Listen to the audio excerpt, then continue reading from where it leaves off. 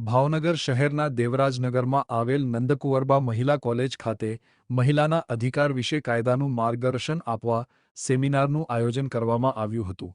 8 માર્ચના રોજ મહિલા દિવસ છે, ત્યારે નંદકુંવરબા મહિલા કોલેજ દ્વારા આજના સમયમાં સ્ત્રીઓને પોતાના અધિકાર અને કાયદા વિશે જાણકારી પ્રાપ્ત થાય તે હેતુસર સેમિનારનું આયોજન કરાયું હતું।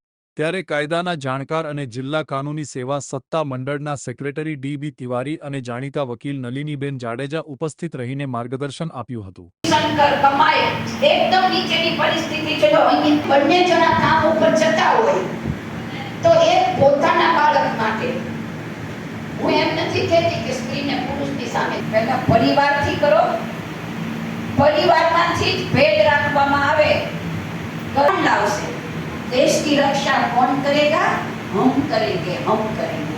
બધાની ફરજ છે, કોઈ એકની નથી ફરજ। ખર્ચો પોતે ઉઠાવે છે તો ચોક્કસ કામ કોઈ નાનું નથી, પરંતુ એવું છે કારણ કોઈ પણ હશે, પણ માનસિક વિકૃતિઓ, માનસિક તકલીફોના કારણે નાનું એવું સ્ત્રી સંતાન એ 2 કે 3 વર્ષનું હોય એ પણ સલામત નથી। એની સાથે પણ યૌન શોષણ કહો કે શારીરિક યાતનાઓ કહો કે કોઈ પણ સ્વરૂપમાં થાય છે।